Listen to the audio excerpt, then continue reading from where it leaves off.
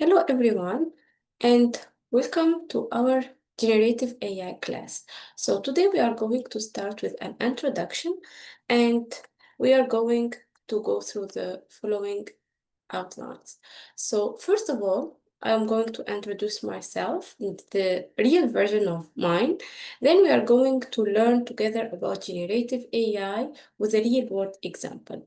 After that, we are going to learn the difference between supervised learning and reinforcement learning. After that, we are going to dive into the world of foundation model and generative AI, and we're going to capture the difference or the relationship between both. And we are going to finish or end up with giving you an overview about the different words or keywords being used in the AI world. So first of all, I am Rania Khalsi. I have PhD in computer science, and I was having already spending 2 years as a postdoctoral research fellow at the University of Michigan Flint. So mainly I'm doing research in the field of AI, the intersection of AI and software engineering, AI and healthcare. And one of my research works won the best work award from the NSF, the National Science Foundation, for my PhD work presented in a entitled "What's Next in Deep Learning." Okay, so I have a good teaching experience in the US and abroad, and I've been working with international students, supervising them in different AI, machine learning, deep learning, and edge AI, also software engineering projects. Okay, so I am known, if you ask my students, with a strong relationship with them, and mainly I have a good relationship, and I still remember the names of my students until today. So please, just kind of a note, never hesitate to contact me. You will find me always available for you. Never feel shy to ask anything, any questions. I appreciate that. And I love that you ask whatever question you might have, okay? So never hesitate to contact or send messages, whether via email, Discord, so I'm always available for you. And lastly, so I am a mother of two cute boys.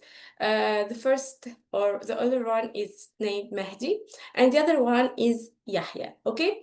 So for Yahya, actually, he's just 2 months now, just delivering. So Yahya now is going to be our guest for today. So I love having guest speakers in my class, but this is really the youngest guest speaker I could have. From time to time, you might have him as a speaker, by the way, guest. But what we are going to use Yahya for today is we are going to use him as a reference frame for understanding how AI can learn, okay? So when I was thinking about the introduction of this course, I was just looking at him and then I said, oh, this could be the right example, okay? So we are going to see what can baby Yahya teach us about generative AI. And believe me, he can. So as a baby, at birth, Yahya starts as a blank state, which means like a white page. So he knows nothing about the world. He don't know anything. Okay.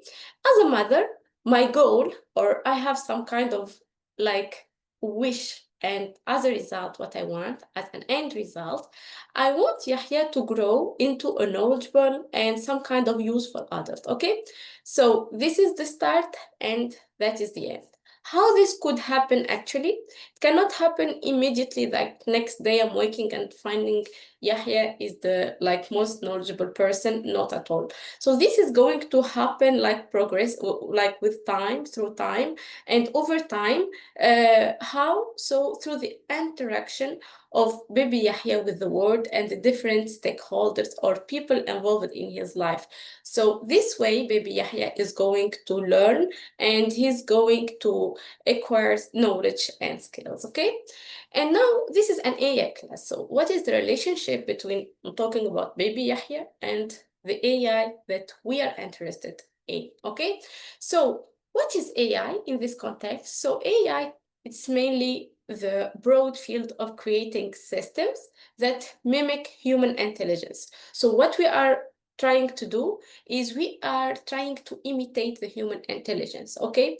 And so human intelligence, as an illustrative example, we can use like Baby Yahya.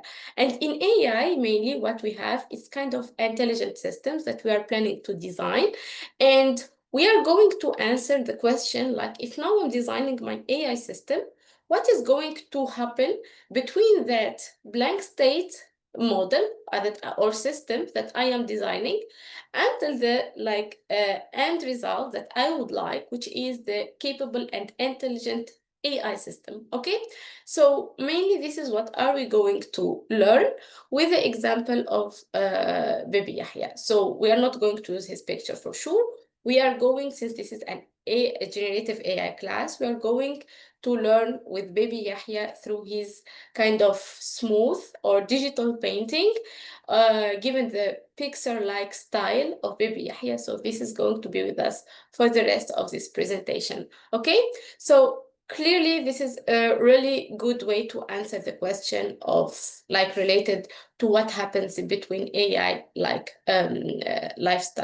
cycle. Okay, so we are going to use Baby Yahya, and it's going to be our reference point.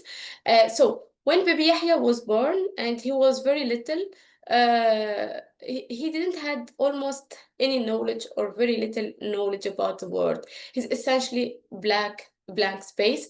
And so, but as he grows up and interacts with his environment, he gradually learns. So learning does not happen like quickly. It's it happens gradually. One of the key questions in AI, as I was mentioning, it's what can allow Baby Yahya, if we're going to compare it to our AI system, to learn about the world. So if we are coming to answer this question for the baby quiet answer response, we are going to discover today for the AI systems, okay? What are the essential components that let him or let the AI system go from a blank state, or I would say helpless baby, to a capable and useful adult, okay? When we think about Baby Yahya, we can consider a few different candidates, by the way, or I would say different factors that might be the most impactful in teaching him about the world, okay? So maybe it's his parents, or mainly it's me and his father, and also his big brother Mahdi, okay? So we could be good candidates. Like, for example, if Adnan, his father, or I, we are both bringing him into life, to the world, and we are raising him. So it makes sense that he's going to learn from us or from his little brother. So clearly, we play an important role in teaching Baby Yahya how the world works. But that's just one piece of the puzzle, okay? There are other big factors too. First, we can talk about Baby Yahya's DNA and genetics. They are very important. So these give him many of his physical traits and some of his personality characteristics. I would say genetics are important in our life in shaping who Yahya, for example, becomes and how he understands the world. Okay, but these genetics alone, they can be probably very flexible. You can have two children, for example. I would say Yahya and Mahdi, my two kids, despite probably belonging to the same family or being raised in the same environment, still they are very different. It depends actually upon on where and how they are really raised, or even the time. If even we try to have the same environment, the time is different and different factors are there. So genetics usually play out more on kind of generational scale through evolution rather than in Yahya's day-to-day learning, okay? Second, there is an additional factor, which could be the academic and educational system, okay? So just like any child, let's say Baby Yahya is going to go one day to school, he's going to learn from teachers and experts, and be formally taught how the world works. Okay, why we're sending our kids to schools? Mainly to teach them how things works or how the world works. So this structured learning is a powerful candidate for shaping his understanding. Another probably additional candidate could be Yahya's immediate environment and emotions from the beginning. So he has some goals. He wants to be loved, he wants to be safe, and later he wants to be successful. So to achieve these goals, he will observe and interact with the world around him constantly. So he's going to kind of adjust, learning from his experience and so on. So when we ask what like teaches baby Yahya about the world, the answer is that it's not like one thing. There is like different candidates, or let's say it's a combination of his family, let's say his genetics, his education, and his environment, all interacting together to help him grow from a blank state baby, as I was mentioning, into a capable human being. Okay, so this is mainly for Yahya. But let's try to split, sorry, these things into a part for baby Yahya. We can actually see two big ways he learns about the world. First, so we have his parents or like child or teacher, like his brother, or we have his like a relationship with his teachers, so or the students in his class. So from here, Yahya learns directly. He learns directly from us, from his parents, from his teachers later. So we already know how the world works, and we put it into order for him so we can teach him and he can learn step by step. This is exactly what we call supervised learning, okay, in AI. Someone with knowledge provides a clear guidance and correction so the learner can grow, okay?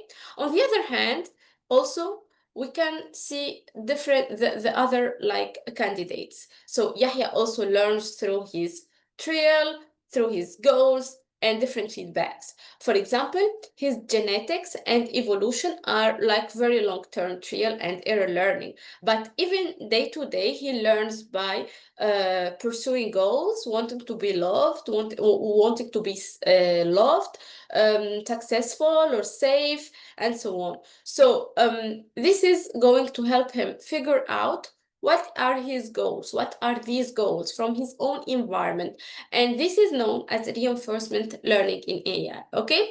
So when we think about baby Yahya, there are two ways for him to learn: supervised learning from his parents, his teachers, and also the reinforcement learning through goals and feedback. And this is going to capture the main approaches that AI systems used up until just a few years ago. So mainly AI was about supervised learning, reinforcement learning, until the revolution that we are going to discuss later in this class. So this was basically what AI was, okay? Now, it turns out so that none of these candidates are actually responsible for giving Yahya most of the knowledge that he has about the world. Oh, this is shocking, but this is the truth. So that thanks to Yahya, he's learning things by himself. But it turns out now that neither supervised learning nor reinforcement learning is actually responsible for giving baby Yahya most of his knowledge about the world. So think about it. Yes, his parents and his teachers guide him. That's right. And he learns by trial and error. That's also right in order to achieve or reach his goals. But the majority of Yahya learns comes from like something else, okay? It's his ability to just observe and absorb, okay? He listens to conversations at home. Don't ignore that. He watches what Mahdi does. He notices patterns in the world around him.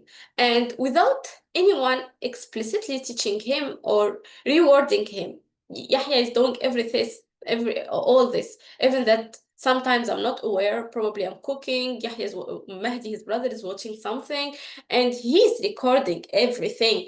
So he is constantly soaking up knowledge from raw experience, from the massive amount of data that life naturally provides him every day. Okay, so, and this is in AI.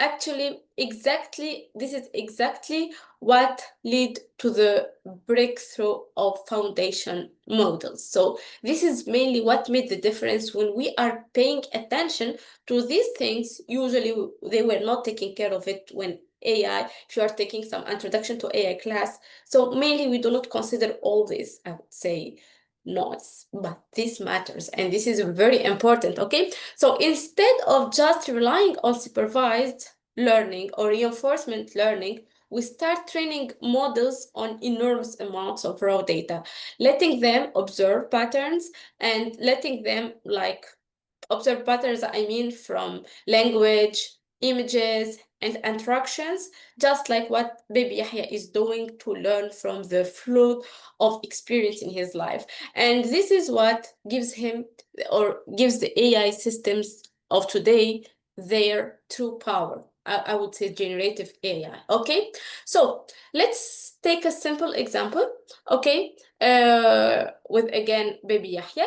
And let's think, how can baby Yahya learn what a dog is? Okay, so we clearly understand that this is a dog. But for baby Yahya, let's think, or let's take a moment to consider for a baby what makes dog dog for him, or how he could learn that this is a dog. Okay, he doesn't learn what a dog is just because I or his father or his little brother sit down and say this is a dog. No, and also it's not from his emotions or goals directly and it's guiding him out, this is a dog. Not at all. So instead, Yahya will learn what a dog is by seeing dogs in different contexts. Okay, at home, for example, uh, I would say, so in different contexts, if he sees sometimes around, for if any neighbors are having a dog or at home or in the park, he could see some dogs. If his brother is reading him for a kind of storybook and there is some dog. So by observing, by comparing, by correlating things and contrasting dog with other things, so that he see or that surrounds him, like his toys, for example, Yahya is going to learn what is a dog. So this ability to absorb patterns directly from experience without explicit teaching is what gives him the bulk of his knowledge about the world. Okay, so we are discussing about the dog. So far, Yahya or a dog becomes something for him, something more than just a word. So for him, it's not like just a word dog. No, it's something else. It's something that, for example, we are going to give it a meaning that probably chases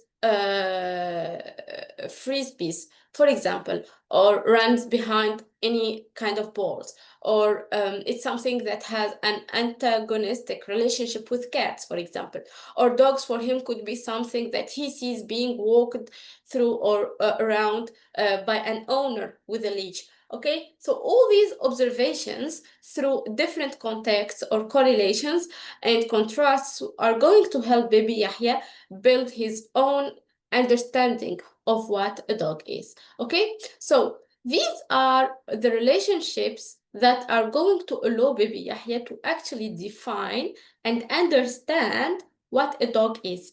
What he gets from this is very relational understanding of meaning. So I remember taking some optimization classes, and it was all about mathematics and like relationships. If you have background in mathematics, you're probably understanding, otherwise ignore it. So there is a lot of concepts and things related to sets, to belonging, to being included in, and relations between different components. So all this is probably important to understand what we are doing.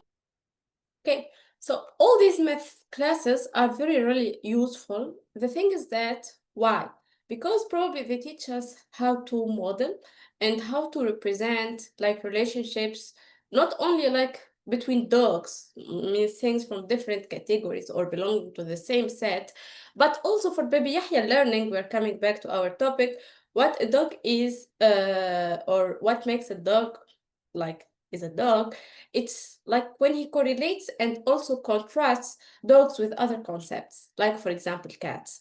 And he also learns what cats are while learning what dogs are, and with a relationship that comes between dogs and cats. Okay, so from this relationship he learns what a cat is. And this is the same process, even helps him to learn language and speaking. So cats in different language he's going to learn while learning what a dog is, and in which in that context that the cat is appearing. So think about it, like the word dog would be spoken more often in context where dogs appear. Imagine Yahya, for example, pointing at a dog and asking me or asking his father, "What's that?" So what we are going to say, "That's a dog." All we are really doing in this case, just giving him a label, okay, for a concept that he already understands. He's already absorbing that. So the fact that he can then generalize that label, dog, to all possible dogs shows that he already had concept of what a dog is. So before even attaching that to the word itself, so he's having first understanding. All we are going or we are doing is kind of giving labels, or I would say class. You could listen about this in supervised learning context. Okay, so for example, if I say cat and mouse now, for example, now he's learning a cat given the context or relationship while dealing with dogs.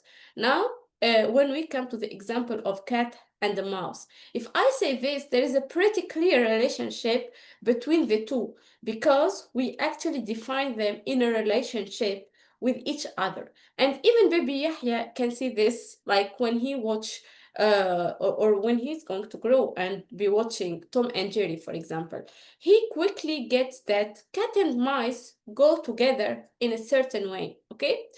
But now the question, if I say a dog and a mouse, that relationship is probably less clear, because there is not such a strong connection between dogs and mice in the way we usually observe them in the world. Okay, now here's the cool part, right? Since all of these different images now we are seeing, they are generated by AI, or they are AI generated. So I'm using generative AI, probably ChatGPT. I'm just giving the prompt, generate this, and it's generating that. So so AI is generating all this, and we're learning about generative AI, and we are being guided by baby Yahya. So what AI actually does is that AI uses the exact techniques of observing, correlating, and contrasting different concepts to understand how things work. And that's how it learns, okay? So we can actually try this out. So if I tell to generative AI to make an image of a cat playing with a mouse, okay, this is what I get. Just this makes sense. And I get something that has some meaning. Okay, it makes sense right away. It's very clear to us. But if I ask the same model to generate a dog playing with a mouse, okay, let's see. So it gets confused, and this is really surprising. It's really happening. So suddenly you might see a dog that looks like a mouse, okay? So it's a dog that looks like a mouse, and it's playing with a computer mouse. And that's the interesting part, because I said cat playing with mouse, okay? You didn't ever stop to think that a mouse could also mean a computer mouse in that context. It's clear that if it's with a cat, it cannot be a computer mouse. But when the context is different, the result is different, okay? So the context of the cat made it crystal clear to you, but when the context is not clear, the meaning isn't even clear, okay? And this is true for AI models as well, because they can learn in this same relational way, okay? So when you think about AI, don't assume that the same context that you are working with, it's in your research, for example, area, or within your business, or it depends on that project you're working in, or this like limited, I would say, scope will be the same in everyone else's like case. Context really matters, and that is what we need, or this is why do we even need to bring AI close, train it on our specific data and different experiences, so it can truly understand our world, and also it can give us the intelligence that we need, or the intelligence that we are expecting from AI. Okay, all right. So we now what we are going to understand from this, or what does this mean? So this means that if we have more relationships like more relationships, then an AI or a brain can understand, okay? And the better it grasps any concepts, then it becomes more easy if there is more context, okay?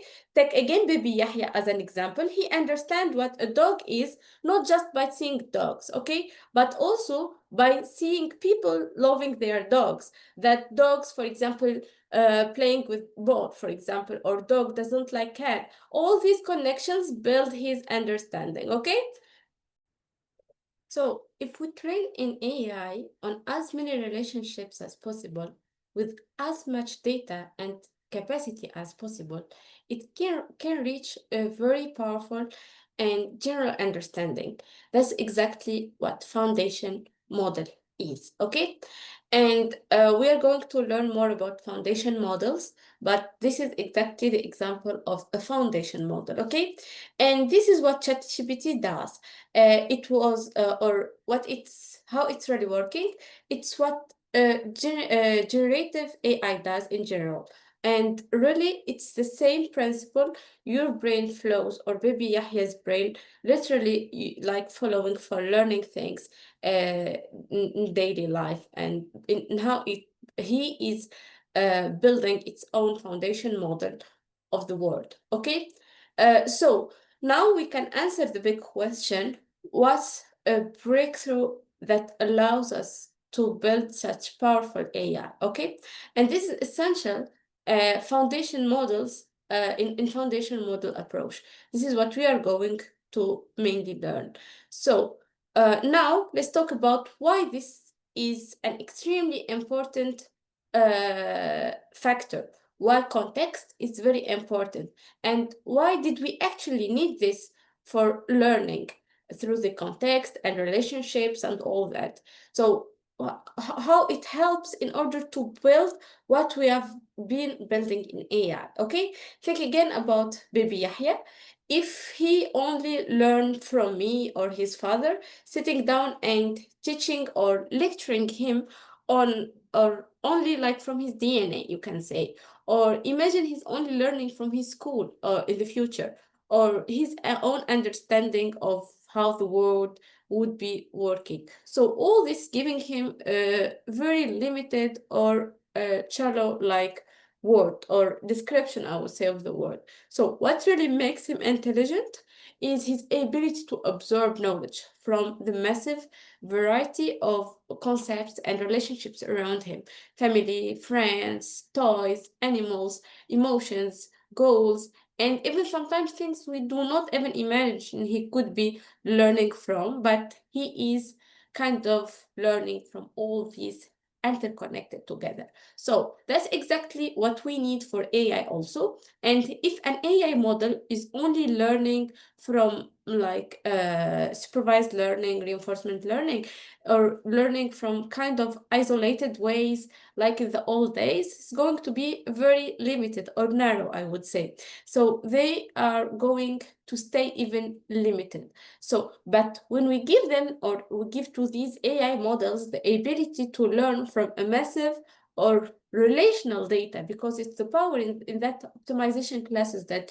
if you have the opportunity to take, I suggest you go for it. So that math classes, relations and all are very important across all sorts of context, when we map them to context and to the real world, not only we keep them with the X and Y in variables, okay? So suddenly this like gives a meaning to the word, and the word like these AI system become more powerful, more flexible, and even more useful in the real world, okay?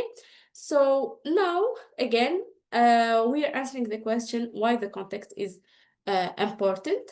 And again, we are talking about baby Yahya.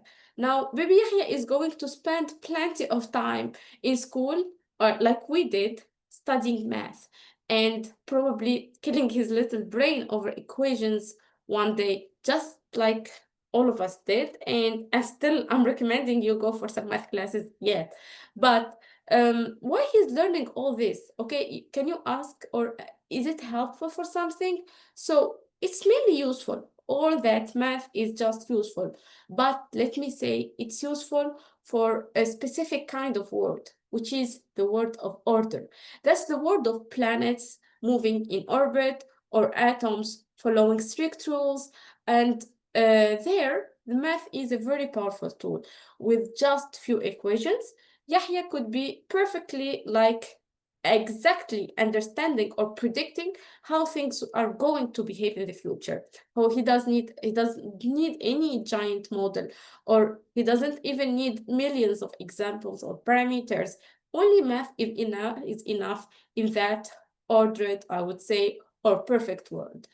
Okay, but the world where we live, or baby Yahya belongs, is actually needs kind of intelligence to be useful. It's not that like neat word of order. No, it's a human word. And that word is kind of messy, it is unpredictable, and it is chaotic. Okay, that's the real challenge. So the real challenge mainly is to summarize and to navigate and to kind of understand this chaos. Okay, and this is exactly the word when we want, like where we want our AI to be useful, or this is the word where we want to see AI helping us as humans. Because if you are developing AI models, it can happen that we're just creating an AI, a model, and the model is learning. You're creating kind of classifier, and then if you come to the real world, does it help? If for me, an AI project is not useful in the real world, just a project, or is, I would say, useful probably for academia, for learning purpose. But if we want to make AI useful, you probably, or we will see later in this class, the different objectives that AI must answer. Like AI must be there for purpose, for helping humans, for different like real world, I would say, application. So, okay, you can even take another example. And I would say, think about a self-driving car. So it's not operating in a clean, I would say, world of equations. It's kind of driving through, like, I would say, unpredictable traffic. So that's the kind of world that baby Yahya or is growing up in, and we are living in. And the kind of world, this kind of world where we want AI, and AI is now actually working in this kind of world, okay? So the question now is, how can a computer learn from a massive, chaotic world? Well, the first thing is, I would say, we tried like in a couple of past years, I would say, is to teach the computer the way we learn, exactly the way we learn. So we as humans already understand the word, okay? So why don't we just summarize a word for the computer? And how to do that? That's the idea of supervised learning, as I was just mentioning. We, as experts, label things. And like, for example, this is a dog, this is a cat, this is a chair, this is a door, and so on. The computer then is going to be trained on these labels. And this is probably what you are going to do in kind of introductory AI class or even advanced AI class. But there is a big problem. And the problem now is that this actually scales with a number of labels that we can create, which means We cannot label everything around us. We cannot label everything in the world. Some things are not even possible to label. Like, for example, can you give a label to love or can you label friendship? The word is not clear and the word is not even categorical. And if you are taking some AI class, probably you could hear about some concepts like uncertainty in like this word is not kind we are certain, we have some unpredictable things happening. The word is not binary, like whether it's 0 or 1, like it's a computer language. No, we humans, sometimes I'm happy, sometimes I'm upset, sometimes I'm laughing, sometimes I'm not crazy, but it's human nature, and this is the chaotic world we are living in. So if the computer only learns from our labels, it breaks down when it meets like these kind of things. So, as I just said, if the computer only learns from our labels, from what we tell to the computer, it breaks down when it meets something new. For example, maybe we label dogs and we label cats, but what happens when AI sees an animal that looks half cat and half dog? Okay, it gets confused. Why? Because it hasn't seen enough labels. And for supervised learning to work perfectly, what could be the solution? We would need an infinite number of labels. Kind of, we need to label everything in the world, and which is impossible. Okay, so then what researchers said? They said let's flip it, and instead of teaching the computer everything, why not like we give it goals? Like we humans have goals, we have desires and emotions, things that we want, and then let the computer figure out the rest of the trial and error. And that is reinforcement learning, as I mentioned. So we don't feed it the whole word, we just give it the goal. And for example, maximize points in game or learn to walk without falling for a robot. Then what happens? The computer is going to experiment, it's going to fail, it's going to adjust, and then it's going to improve. Okay?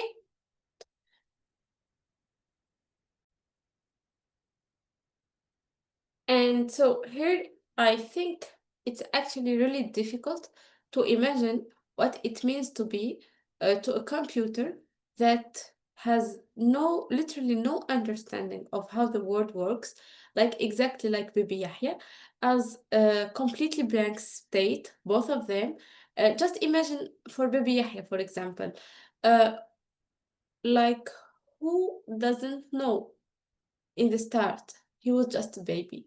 He's just a blank state. So imagine someone who don't know anything, who doesn't know what people are. When just I remember, rah, just crying for every any baby just born, rah, crying.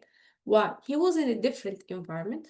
He don't know what are people or what sound mean. It's first time. He don't know that or what even an object or object does. So he don't know anything from all this. The same like a computer, no categories, no context, and nothing at all. Okay?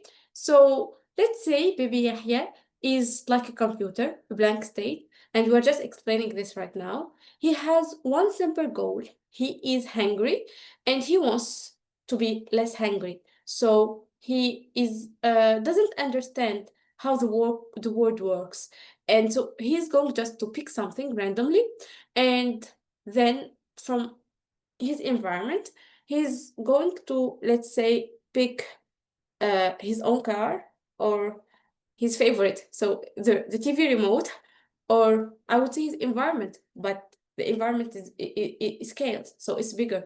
Let's pick any planet, and it can happen because he don't know anything. So and then he's going to spend hours trying like to figure out if this or that relates to feeling his hunger somehow. So if this what he's picking could probably make him feel less hungry, like he's most of the time eating his hand. So but because the feedback is delayed, let's say it's not his hand, he keeps eating that forever, and at the end he's not finding what fills his hunger. So if the feedback is going to be delayed and the connection is meaningless, so he's eating useless things that are not going to help, so he's never going to figure it out, and of course he would probably die, or I would say starve from hunger before making any progress. And I really hope that this never happens to my son. And so this is mother speaking, mother hearts. I don't want these things happen to my son. Well, that really shows how difficult it to learn from a huge environment. You're picking random things and you want some objective. It can take forever even, and you can maybe not achieve what goals you want. So it's very difficult to learn only from raw goals and without any prior knowledge or without any guidance. This is extremely difficult. Now, so let's extend this idea with another example. Let's say that you want to teach a car to drive from some location back to your home, or so your address. So what's going to happen if this car, it has no prior knowledge about the world, and it doesn't even know where to begin. It doesn't know anything, what to focus on, or even maybe it tries the moon, who knows. You cannot expect these things, okay? So even if by sheer lack, let's say the car starts focusing on something relevant, okay? And like how other humans like being affect its ability to drive, for example. So we still can't afford the cost for sure for trial and error. Thousands of people are going to be dead in this case. But let's suppose this. We can't afford to hit all these people, okay, as I mentioned. We can't afford all the loss, even related to the car when hitting to a wall or something else. But let's say it's happening and we are able to afford, it's going like to result in big loss as well. If it's crashing many million of times, I would say, I won't say many times, million of times. But at the end, let's say the car figures out how to drive safely. It can happen, but after too many, I would say, or a big loss, okay? So it sounds really ridiculous, but this is actually how difficult it is to train AI models using reinforcement learning, because in reinforcement learning and from scratch, the idea is about a reward. If something is happening good, there is a plus, and like we are encouraging it. If loss is happening, we keep it happening, and then we're learning something.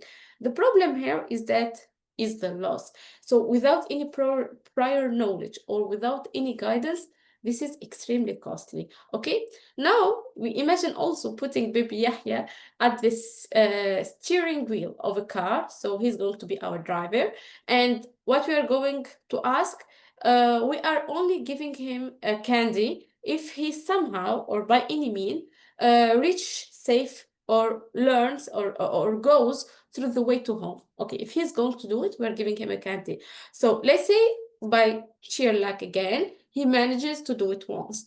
You would like give him the candy and say, great job, Yahya. Now do it again. So that's basically what reinforcement learning looks like. And when you start from scratch, it's like only, I would say, it really works in very restricted environments. So like, for example, chess. Chess is known as one of the applications of reinforcement learning, or the cases where the rules are clear and like the options are limited. Okay, in this context, I would say. However, in so the problem now, or however, in the real world, with so many possibilities, I would say distractions and different variables, it just doesn't work. It's too complex, it's too messy, and it's too chaotic. Okay? So what we are going to realize here is that we actually need a basic starting point, a kind of word model of how things work. And we need to get that not by relying on only experts, because that's too expensive and it's very limited, and not by relying only on, I would say, trial or error, because that's also too dangerous, as I was just mentioning. Instead, we need a way to learn just by observing the world, by seeing patterns, correlations, contrasts, and relationships all around us. The same way that baby Yahya learns what a dog is, okay? And this is by seeing it millions of times, by watching, by comparing, by observing from its environment, and so on. Again, now we are going to mention that we are able to do this only when we are defining the meaning by the context it keeps. And this highlights the importance of the concept. Okay, this is the example of the dog, and the context is very important. So just we are going quickly to recap things. The word where baby Yahya and also our AI need to be useful is a chaotic word. It's messy, it's unpredictable, and it's very difficult to learn from. So we can't rely on human experts. There aren't enough of them, and it doesn't scale even. And we can't also rely on reinforcement learning. It's too slow and too dangerous, also too costly. So instead, we turn to be or to the approach behind foundation models, learning from observation in a relational and contextual way.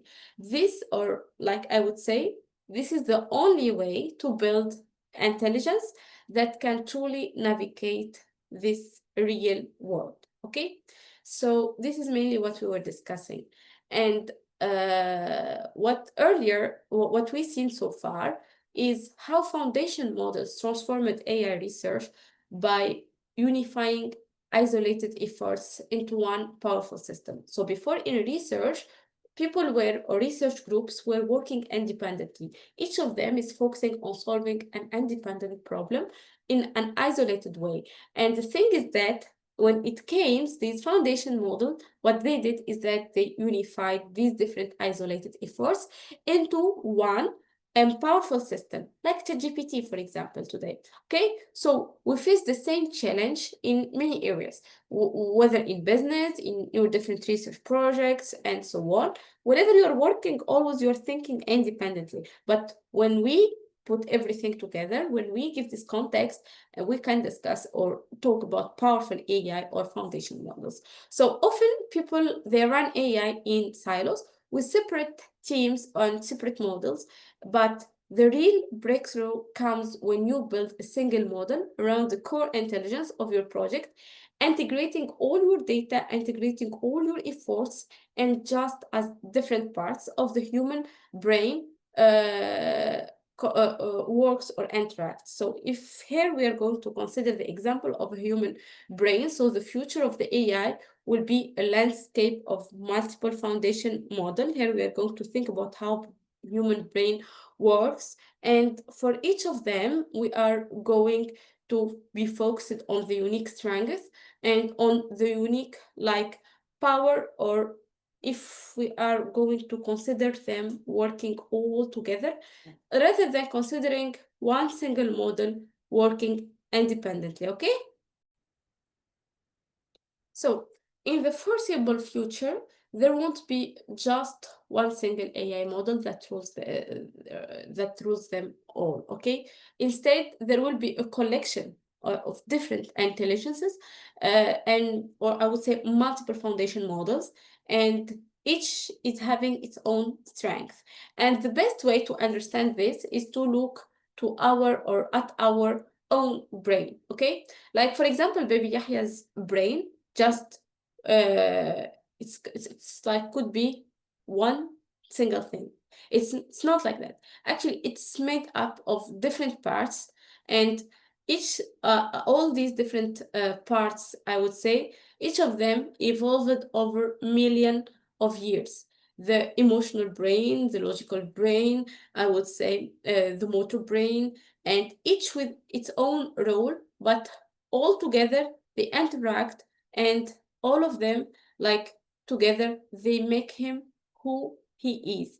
It's the same way the future of AI will be in the landscape of multiple foundation model, and they are specialized in different domains, and they're going to work together. Okay, so and this is also what we are starting to see now in AI. We are witnessing this actually. We don't just have one universal brain. Instead, we have multiple foundation models which are emerging. Thinking about baby Yahya's brain, like the ChatGPT, like large language model, could be compared to the logical, I would say, reasoning part of his brain, but that's only a small part.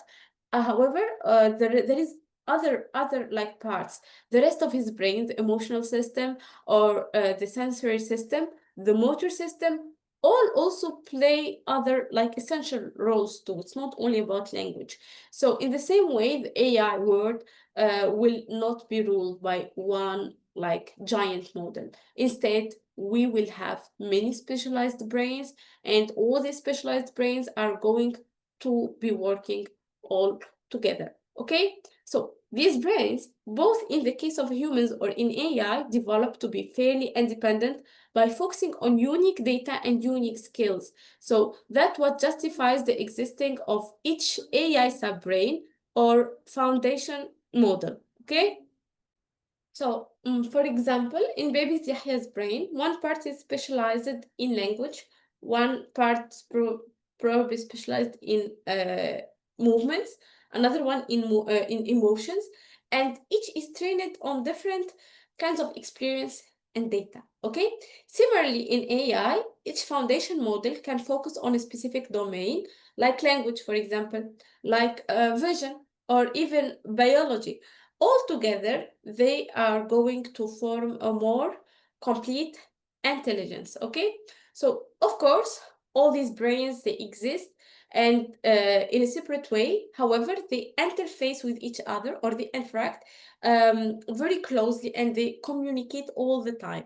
That's also how I think like the landscape of foundation model will look like. Not one model running everything, no, but many specialized AI brains, each with unique strength working together and through some kind of constant interaction. Okay, so well, again, when we try to understand what type of brain that will exist and what will justify brain, it will be a combination of skills and data types. And if we are going to consider this or mention this in different words, it's what we call proprietary data and proprietary algorithms.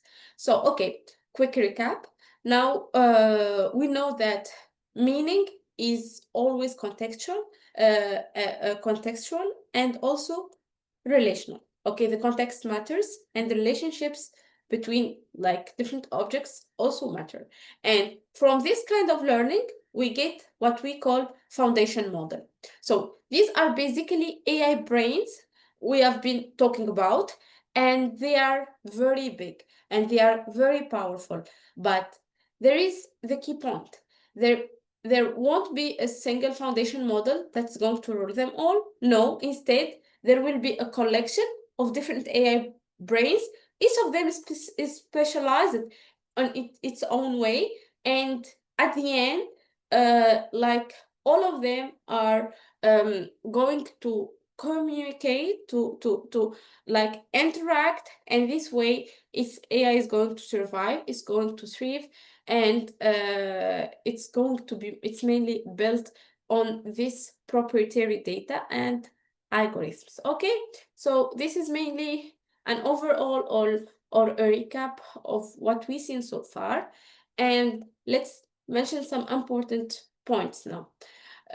Foundation models aren't only about language. This is okay, now they are in, I would say, in the peak in language, but it's also about vision, okay, where one system trained on massive amount of images can handle many different visual tasks. And even in areas like logistics, business, or many different contexts, what we do is that we start training foundation models on our own data in order to optimize, like for example, in the case of business, optimize supply, for example.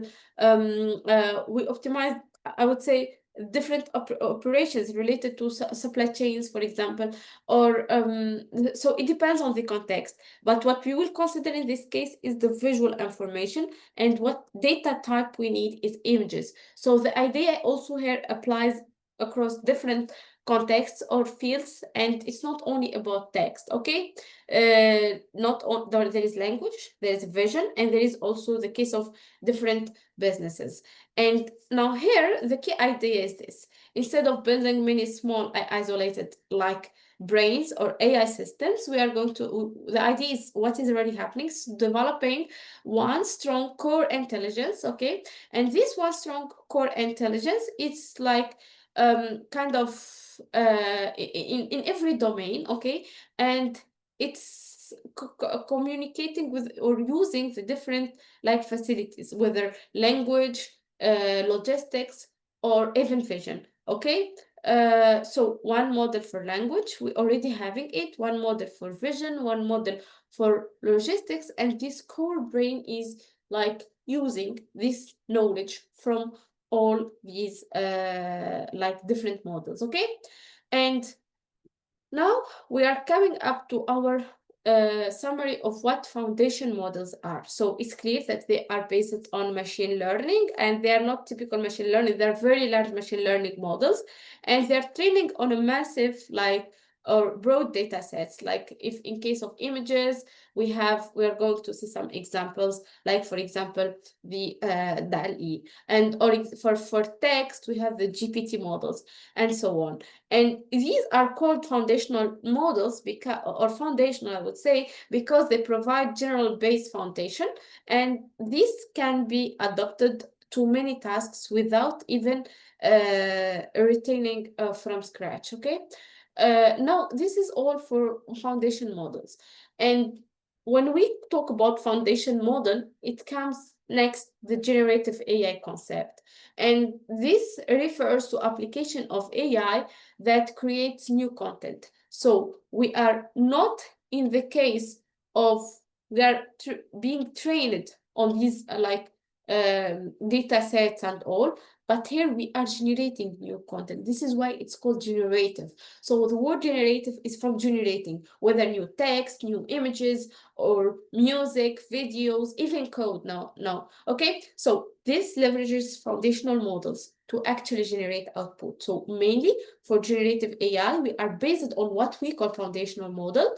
And for this foundation model, it allows us to build new, like what we say, generative content using generative AI, okay? So for example, if we will take the example of ChatGPT, which is kind of leverages or a foundation model that is mainly designed for text and is trained on thousands of or billion or millions of text or of sources from over the web. So it's going to allow us generate new text.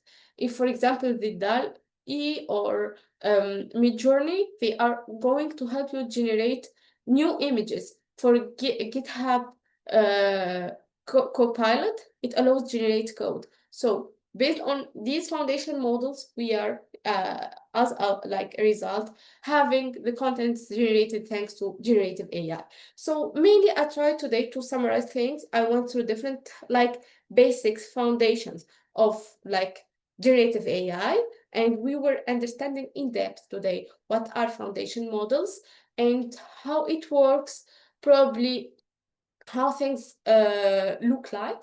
And now we are, I know that in this class, we have students from different backgrounds. I'm here to accommodate everyone, and I am here to listen like to everyone. If you feel you don't understand something, feel free to contact me. But I am supposing that none of you is having any background in AI, and you will not feel that I'm teaching something advanced. And I'm teaching something extremely advanced. Also, if you have any background in AI, make sure that you will like not feel that I'm talking to beginners. I'm talking even to experts. So I'm doing all these efforts in my slides that could be seen just to meet your needs. Whether you are expert or beginner, you are going to learn.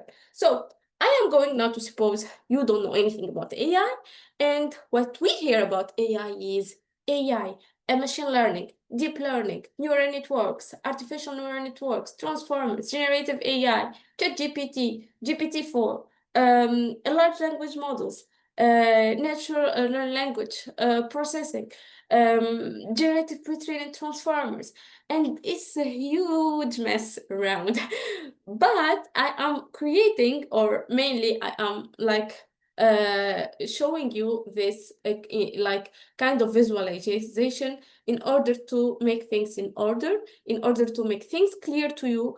I created this like a flow or visual like that shows the main concepts in AI, how they are connected step by step, and make things simple. Okay, so mainly, we talk about artificial intelligence. We took Baby Yahya as an example in learning. And so this is the broader field of creating systems that just mimic human intelligence. So AI.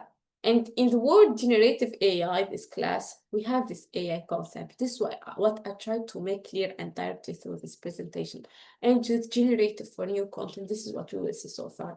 So AI is the broad field of creating systems that mimic human intelligence. Next, what we have is machine learning. So it's kind of from the big, we are moving to the little ones. So within artificial intelligence, which is the big set, there is a subset. And this subset is machine learning, okay? So it's a subset of AI where algorithms, they learn from data instead of being explicitly programmed.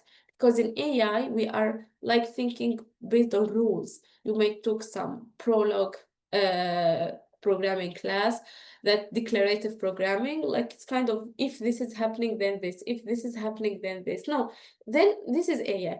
And then there's machine learning. In machine learning, what we do, it's like we are talking explicitly programming, like we have like the algorithms that are, we don't have that very explicit programming. We have that algorithms that learn from data. So we introduce data, we start talking about the learning like mechanism. And in learning, this is in general in machine learning, we find some other subset, which is neural networks. And when we talk about neural, it's inspired by the word neuron in the human like biology. So it's inspired by how human brain works mainly, and how it's made of layers, and these layers are connected, I mean, the neurons. Okay, so this is for neural networks. Before that, there was artificial neural networks. We are trying to model things. I will discuss this in details later. After that, we have the deep learning. The word deep now, it's a type, still, it's a subset again of neural networks. And it's called deep because it's having with too many or many layers. And this is powerful enough to handle images, speech, or text.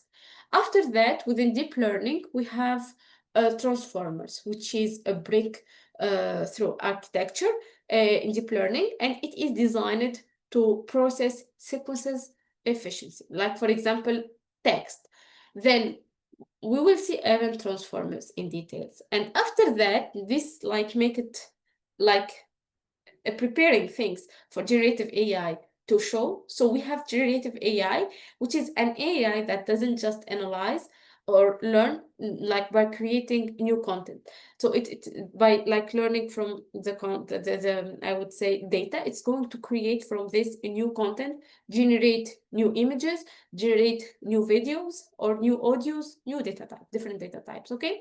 After that, we have the generative pre-trained transformers, which is a family of transformer models trained on massive text data to generate human-like responses.